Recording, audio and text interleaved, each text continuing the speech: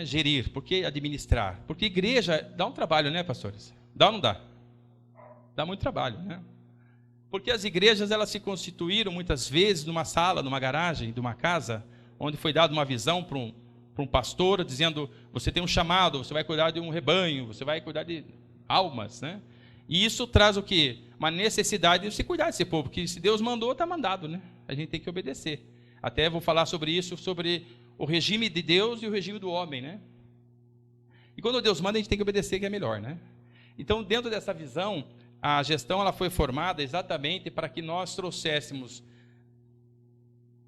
dentro da administração moderna, dentro do que existe, trouxéssemos ferramentas, alguns alicerces, para que a gente pudesse mostrar para as igrejas, e isso fazemos na prática também. Hoje a gente está dando uma apresentação, mas isso nós levaremos para vocês, aqueles que quiserem, o melhor caminho, não de sabemos tudo, mas o melhor caminho para ficar dentro da legislação, dentro dos princípios, acima de tudo, né? Para que a gente possa ter uma posição nova. Por isso a gente chamou de ferramenta. Então, gestão eclesiástica é uma ferramenta, né? Então, a gente quer deixar bem claro isso para vocês. Isso aqui é uma direção, uma visão que está passando. A gente quer passar isso, né? A gente não quer ficar com isso para nós, de uma forma mais dinâmica, que a gente possa estar fazendo exatamente o trabalho com vocês. Então, dentro dessa apresentação, a gente vai falar exatamente sobre instituições religiosas, né?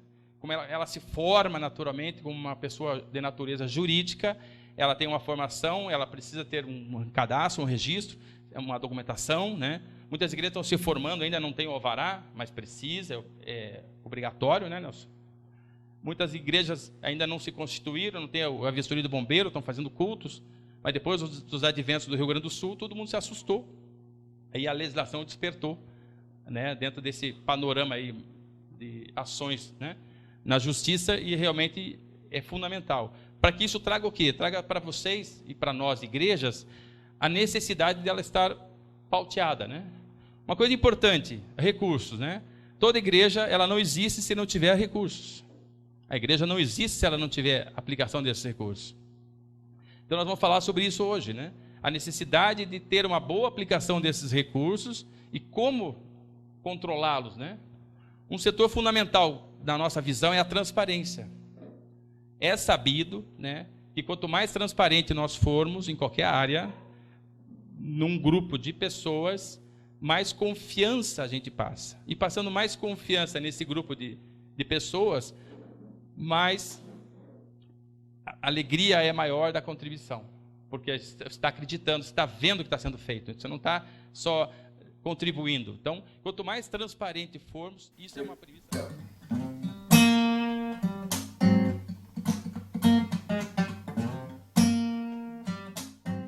O reino de Deus. Aí que está o detalhe, né? Todas as igrejas, né? A primeira ela começa com uma visão para o anjo, onde ele precisa ir fazer a obra, ele precisa implantar o reino de Deus aqui. E é aí que mora o problema. Aí que começam os problemas. Por quê? Porque a concepção do ministério de vocês e todos é divina. Vocês precisam realizar a obra de Deus. Não é a opção, vocês receberam essa missão de implantar o reino de Deus aqui. Só que existe o quê? O encontro do sobrenatural, do reino de Deus, com os seres humanos, que somos nós. E aqui entra um princípio, né? Nós temos que ter essa concepção para atuar aqui na esfera humana. Aí que entram certos conflitos, porque nós temos que ter o quê? Fazer a obra de Deus, nessa concepção humana, fazer a obra de Deus.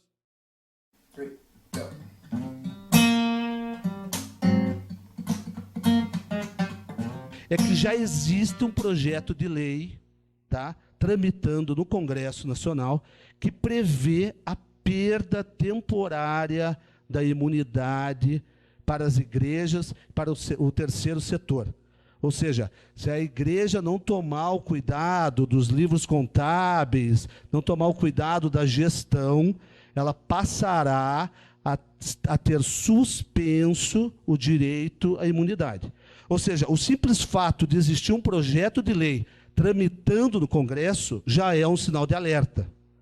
Tá? A gente não pode deixar com que isso aconteça. Ou, caso isso venha a acontecer, as igrejas têm que estar preparadas.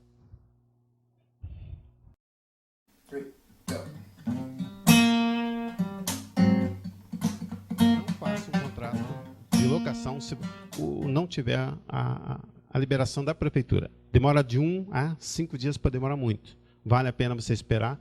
Às vezes o imóvel não está averbado, não tem projeto de bombeiro, não tem estacionamento, não tem acústica, que são os itens. Basicamente, bombeiros, estacionamento, que é a parte de via pública, e meio ambiente, que vem para a acústica.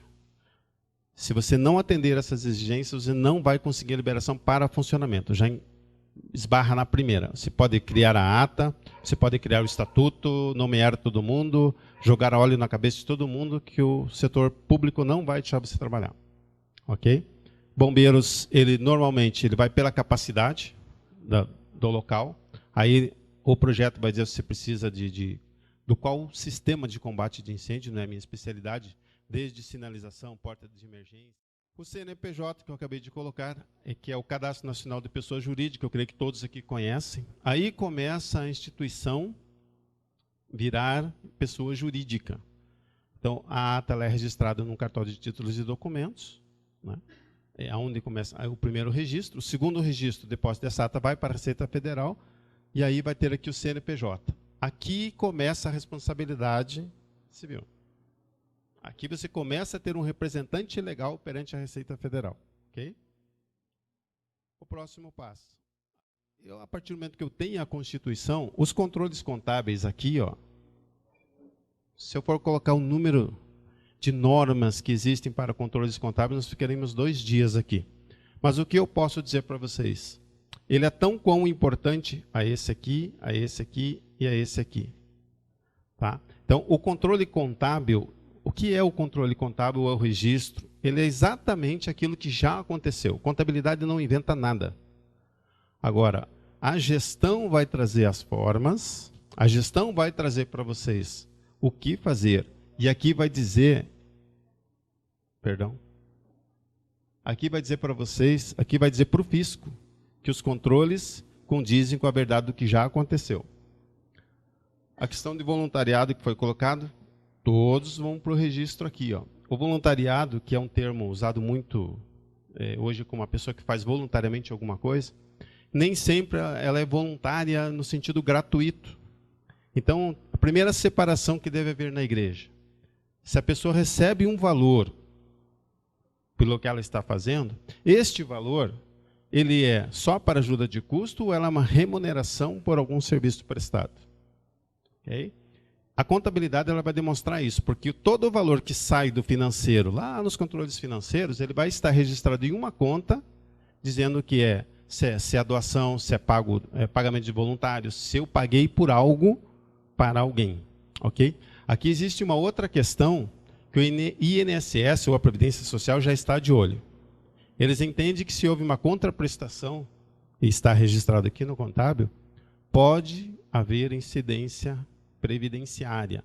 Então, estão começando a olhar para isso. Por isso a importância de bons registros contábeis.